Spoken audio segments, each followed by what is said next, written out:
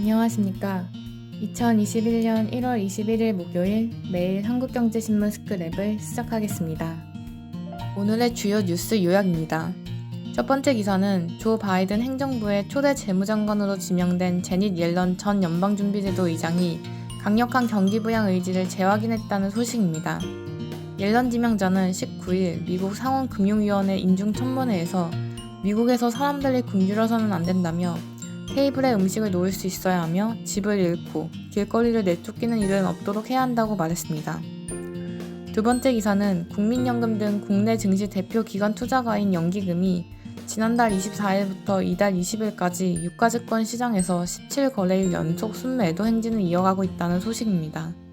연기금이 계속 대형주를 내다 파는 이유는 지난해 말부터 올해 초까지 코스피가 급등하면서 평가액이 눈덩이처럼 불어났기 때문입니다. 지난해 말 기준으로 국민연금은 국내 주식 투자 비중 17.3%를 맞춰야 하는데 10월 말 기준으로 18%까지 상승했습니다. 국민연금은 올해 국내 주식 비중을 16.8%로 낮출 계획입니다. 주가가 상승해 평가액이 늘어나는 주식을 국민연금이 계속해서 매도할 수밖에 없는 상황입니다. 세 번째 기사는 컨테이너선에 이어 벌크선 운임까지 급등하면서 기업의 어려움은 가중되고 있다는 소식입니다. 이는 중국이 원재료 수입을 늘리면서 벌크선, LNG선이 중국으로 몰리고 있기 때문입니다. 네 번째 기사는 네이버가 세계 최대 웹소설 유통업체인 캐나다의 와패드를 인수한다는 소식입니다. 이야기가 담긴 컨텐츠를 확보해 엔터테인먼트 사업을 강화하기 위해서입니다. 이번 투자도 그동안 네이버의 주요 투자 전략 중 하나인 글로벌 공략의 연장선이라는 분석이 나오고 있습니다. 그럼 이제 첫 번째 기사부터 자세히 살펴보겠습니다. 조 바이든 행정부의 초대 재무장관으로 지명된 제닛 옐런 전 연방준비제도 의장이 강력한 경기부양 의지를 재확인했습니다. 조 바이든 미국 대통령이 밝힌 1조 9천억 달러 부양책을 놓고 의회에서 논란이 일자 앞으로 더 큰 대가를 치르지 않기 위해서 필요하다며 반대 논리로 일갈했습니다. 옐런 지명자는 부양 조치가 지연되거나 적정치 않을 경우 경기 회복이 지연되고 영구적인 일자리 상실, 비즈니스 폐쇄 등 경제에 장기적으로 영향을 미칠 것이라고 경고했습니다. 미국 국가 채무는 국내 총 생산 대비 100%를 넘어서며 재정 건전성에 빨간불이 켜진 상태입니다. 하지만 옐런 지명자는 금리가 역대급으로 낮기 때문에 지금은 재정을 풀어야 할 때라는 입장을 고수했습니다. 적극 재정을 추진하기 위한 새로운 재원 마련 방식에 대해서도 생각을 밝혔습니다. 옐런 지명자는 50년물 등 장기 미국채 발행은 금리가 낮을 때는 장점이 있다며 시장이 이러한 장기물을 좋아할지 검토해보겠다고 말했습니다. 50년물 장기국채 발행은 지난해 도널드 트럼프 정부에서도 검토를 했으나 시장 관심이 낮아 접은 카드입니다. 시장에서 우려를 표시했던 법인세 인상 계획에 대해서는 시간을 두고 추진할 뜻임을 강조했습니다. 옐런 지명자는 법인세 인상은 필요하지만 코로나19에 따른 경기 침체를 극복한 이후에 추진할 것이라고 말했습니다. 도널드 트럼프 전 대통령은 2017년 취임 후 법인세율을 35%에서 21%로 낮췄습니다. 옐런 지명자는 당시 감세가 미국 기업들 경쟁력을 높이는 데 기여했다는 것은 일정 부분 인정했습니다. 하지만 바이든 대통령은 다시 28%로 높이겠다고 공약했습니다. 옐런 지명자는 바이든 대통령은 최고소득 증과 대기업에 혜택을 주는 2017년 감세법안 일부는 폐지를 원한다고 밝혔습니다. 다만 옐런 지명자는 다른 나라들과 협력한다면 미국은 높은 법인세율을 감당할 수 있다며 법인세 인하와 관련해 국가 간의 파괴적인 경쟁을 막기 위해 다른 나라들과 경제협력개발기구를 통해 적극 협력하기를 기대한다고 말했습니다. 대외 이슈에 대한 생각은 트럼프 행정부와 결이 크게 다르지 않았습니다.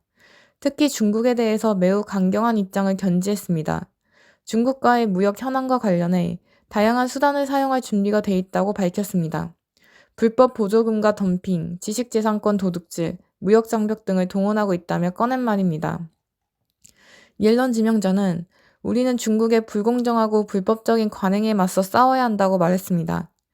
그가 미국은 경쟁 우위를 위해 달러 약세를 추구하지 않으며 다른 나라가 그렇게 하는 것도 반대한다면서 인위적 환율 조작은 용납할 수 없다고 강조한 것은 다분히 중국을 겨냥한 발언으로 해석됩니다. 가상화폐 규제론도 꺼냈습니다. 옐런 지명자는 가상화폐는 자금 세탁, 테러리스트 자금 조달 등의 측면에서 걱정이 된다며 불법 자금 세탁 등이 발생하지 않도록 규제하고 조사할 필요가 있다고 말했습니다. 한편 옐런 지명자와 함께 지나 레이먼드 상무장관 지명자, 캐서린 타이 미국 무역대표부 대표 등 바이든 행정부 경제정책을 이끌 책임자는 모두 여성입니다. 바이든의 부통령 러닝메이트로 거론됐던 레이먼드 지명자는 벤처캐피탈 회사를 창업한 금융인 출신이며 로드 아일랜드 주지사를 지냈습니다. 대만계 이민자 딸로 과거 무역대표부에서 중국 담당 변호사로 일한 경력이 있는 타이 지명자는 중국의 공격적이고 대담한 조치의 필요성을 주장했습니다. 바이든 대통령이 강경한 대중 압박 기조를 이어가겠다고 천명한 만큼 트럼프 정부에서 중국 견제 최전선에 섰던 상무부와 무역대표부도 적극적인 대중 공세에 나설 전망입니다. 바이든오믹스의 또 다른 축은 빅테크 기업에 대한 규제 강화로 바이든 대통령은 백악관의 반독점 정책을 총괄하는 차르 임명을 검토하고 있습니다. 이날 로이터 통신은 정통한 소식통을 인용해 바이든 대통령이 반독점, 경쟁 문제를 전담하는 인사 배치를 고려하고 있다고 전했습니다. 새 직책은 현재 반독점 업무를 담당하고 있는 법무부 독점금지국, 연방거래위원회와 백악관 간 조정 역할을 맡을 전망입니다. 한편 바이든 대통령은 백악관 젠더정책위원회를 구성하겠다고 이날 밝혔습니다. 바이든 대통령은 위원회는 여성을 평등에 더욱 가까워지게 하고 경제, 사회에 여성을 완전히 포함해 국가를 더 잘 재건하는 데 중요한 역할을 할 것이라고 말했습니다. 다음 소식입니다. 올 들어 연기금이 유가증권 시장에서 순매도한 주식은 6조 원에 육박합니다. 연기금은 연초 코스닥 시장에서도 2,700억 원어치를 순매도했습니다. 연기금이 시가총액 상위 종목 위주로 기록적인 매도세를 이어가는 상황에 대해 개인 투자자들은 이해할 수 없다는 반응을 보입니다. 반면 기관 투자자들은 전략적 자산 배분 원칙에 따른 것으로 국민연금을 탓할 수 없다는 입장입니다. 증시 수급을 바라보는 개인과 기관의 시각차가 극명한 대조를 이루고 있습니다. 국민연금을 주축으로 하는 연기금은 주로 시총 상위에 위치한 대형주 위주로 매도 행진을 이어가고 있습니다. 한국거래소에 따르면 올 들어 20일까지 연기금은 시총 1위 종목인 삼성전자를 1조 7,700억 원어치를 순매도했습니다.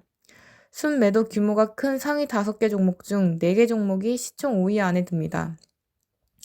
연기금이 계속 대형주를 내다 파는 이유는 지난해 말부터 올해 초까지 코스피가 급등하면서 평가액이 눈덩이처럼 불어났기 때문입니다.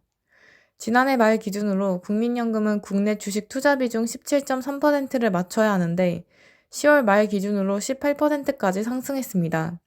국민연금은 올해 국내 주식 비중을 16.8%로 낮출 계획입니다.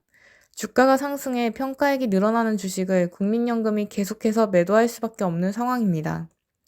실제로 FN가이드에 따르면 국민연금은 지난해 3분기 말 삼성전자 지분 10.89%를 보유했다가 연말에 10.70%로 비중을 줄였습니다. 지난해 9월 말 58,200원이던 삼성전자 주가는 지난해 말 81,000원까지 올라 국민연금의 삼성전자 주식 평가액은 연말에 13조 9천원 증가했습니다. 한 자산운용사 관계자는 연기금의 매도는 기금운용위원회에서 정한 자산 배분 비율에 따라 이루어지는데 국내 증시 상황에 따라 늘리고 줄이고 하기 어려운 구조라며 반대로 주가가 떨어지면 국내 주식 비중을 채우기 위해 국민연금 등 연기금이 대형주 위주로 주식을 사면서 버팀목 역할도 수행한다고 말했습니다. 대체로 국내 주식 투자가 리스크는 큰 반면 수익률이 좋지 않다는 점도 국민연금의 국내 주식 비중 확대를 막는 요인입니다. 2019년 5월 국민연금은 대체 투자 활성화 방안을 발표하면서 국내 주식의 경우 위험도는 가장 높지만 성과는 해외 주식 다음으로 좋지 않다고 밝혔습니다. 국민연금의 장기 평균 수익률 목표치는 연 4.5% 내외로 만약 손실이 발생하면 연금 고갈 시기가 2057년에서 앞당겨질 수 있습니다. 국민이 낸 연금으로 운영되는 국민연금 등 연기금이 코스피 2000 박스권에 갇혀 있던 지난 10여 년간 패턴을 답습하는 데 대해 개인 투자자들은 불만이 많습니다. 사실상 개인의 힘으로 코로나19 확산, 재확산 위기에서 코스피를 3100대까지 올렸는데 연기금이 개인 투자자와 반대 행보를 보이며 국내 기업에 대한 투자를 줄여나가고 있다는 비판이 나오고 있습니다. 다음 소식입니다. 작년 하반기 수출 기업에 비상이 걸렸습니다. 부산항에 컨테이너선이 실종된 탓이었습니다. 중국이 코로나19 상황을 수습한 뒤 작년 하반기 공장을 본격적으로 가동하면서 세계 주요 선사는 일감이 많은 중국에 물려갔기 때문입니다. 컨테이너선 대부분이 중국에 투입되면서 세계 컨테이너선 운임도 요동쳤습니다. 한국 기업들이 부산항에서 웃돈을 얹어줘도 컨테이너선을 이용하지 못하는 상황에까지 이르렀습니다. 이 같은 컨테이너선 운임 상승과 부족 문제는 5대까지 이어지고 있습니다. 벌크선 운임지수인 발탁 운임지수, 액화 천연가스선 용선료 등이 폭등한 것은 작년 하반기 컨테이너선 운임 상승과 원인이 거의 같습니다. 이번에는 벌크선 LNG선이 중국으로 몰려들고 있습니다. 중국이 원재료 수입을 늘리는 영향이 큽니다. 중국에선 올 들어 철광석, 석탄 등의 재고가 빠르게 감소하고 있습니다. 철광석을 소비하는 중국 내 제철소들은 최근 가동률을 높이고 있습니다. 전기차 판매 급증, 건설공사 확대 등 철강 수요가 확대되고 있기 때문입니다. 중국 내 전력 수요 증가도 한 원인입니다. 석탄 등 화력발전 비중이 50%를 넘는 중국은 겨울 한파가 닥치자 석탄, LNG 등 화석연료 수입을 빠르게 늘렸습니다. 이 영향에 세계 주요 선사들은 건화물 벌크선뿐만 아니라 LNG선까지 중국 쪽에 투입하고 있습니다. 중국은 기존 호주, 브라질 외에도 인도네시아 등 동남아시아 지역으로까지 수입처를 다변화하며 벌크선 운임을 주도했습니다. 벌크선은 대부분 장기 계약을 맺고 기업들이 전용 선처럼 운영합니다. 단발성으로 잠깐 이용하는 배는 일부에 불과합니다. 그런데 이 일부 물량을 중국이 싹 쓸어가자 한국, 일본, 동남아 등에서 벌크선, LNG선을 추가로 구하는 것이 어렵게 되었습니다. 내년 도입 예정인 환경 규제도 원인입니다. 국제해사기구는 작년부터 모든 선박에 대해 연료의 황 함유량을 기존 3.5% 이하에서 0.5% 이하로 낮췄습니다. 이를 맞추려면 노후 선박에 탈황 설비를 설치해야 하는데 여기에 3개월에서 6개월이 걸립니다. 해운사들은 작년부터 탈황 설비 구축 작업에 들어갔습니다. 한 해운사 관계자는 규제 기준을 충족하지 못하면 세계 각국의 타깃이 될 수 있다며 주요 선사가 전부 규제를 맞추려 할 것이라고 했습니다. 컨테이너선에 이어 벌크선 운임까지 급등하면서 기업의 어려움은 가중되고 있습니다. 직격탄을 맞은 것은 철강 화학업계입니다. 생산 중단까지 검토하는 회사도 있습니다. 한 석유화학업체 관계자는 지난달 중국에서 들어오기로 한 원료가 벌크선 부족으로 아직까지 오지 않고 있다며 국내에서 비싼 원료를 대체 투입해 대응하고 있지만 이익이 나지 않아 공장을 세울 수도 있다고 말했습니다. 공장 가동 중단까지는 아니지만 어려운 회사가 다수입니다. 철강업계 관계자는 한국과 인도를 오가는 벌크선 운임이 작년 하반기 대비 4배 가까이 올랐다며 물량을 한꺼번에 모아서 보내는 식으로 대응하고 있지만 갈수록 배를 구하기 어려워지고 있다고 말했습니다. 협상력이 약한 중소기업 상황은 더욱 심각합니다. 작년 말에는 미국 항로에서 물류 대란이 집중 발생했지만 최근에는 유럽, 동남아 항로 운임까지 급등하면서 이 지역 수출 비중이 높은 중소기업들이 어려움을 토로하고 있습니다. 벽지용 원단을 유럽으로 수출하는 이서구 이대 코아이NC 대표는 제품 원가에서 운임이 차지하는 비중이 작년 상반기엔 10% 미만이었는데 지금은 30%까지 올랐다며 이마저 제때 물건을 보내지 못해 계약이 틀어지고 있다고 하소연했습니다. 일부 해운사의 갑질을 토로하는 목소리도 있습니다. 사전 통보 없이 일방적으로 계약 조건을 변경하거나 파기하는 사례가 잇따르고 있습니다.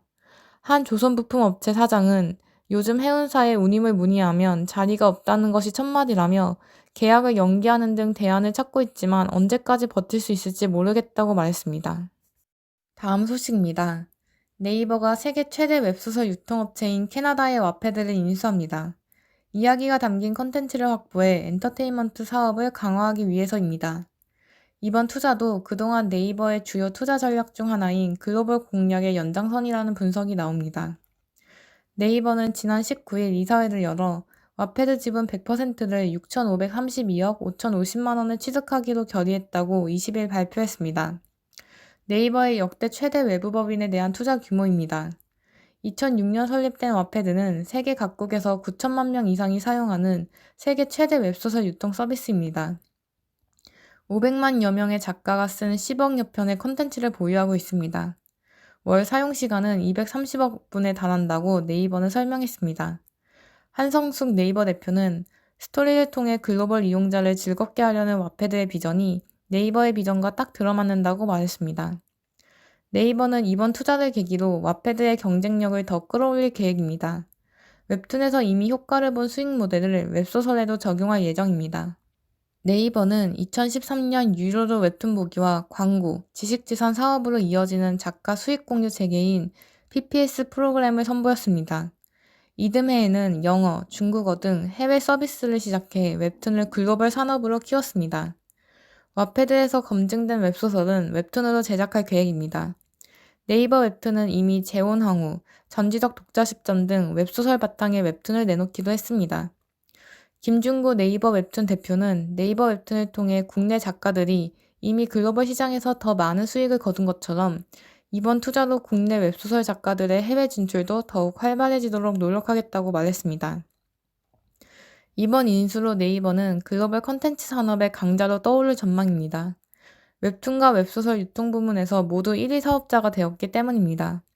네이버에 따르면 와패드와 네이버 웹툰 유통 서비스의 글로벌 월간 순 사용자는 1억 6천만 명에 달합니다. 글로벌 10대에서 20대 이용자에 대해서도 우위를 점하게 되었습니다.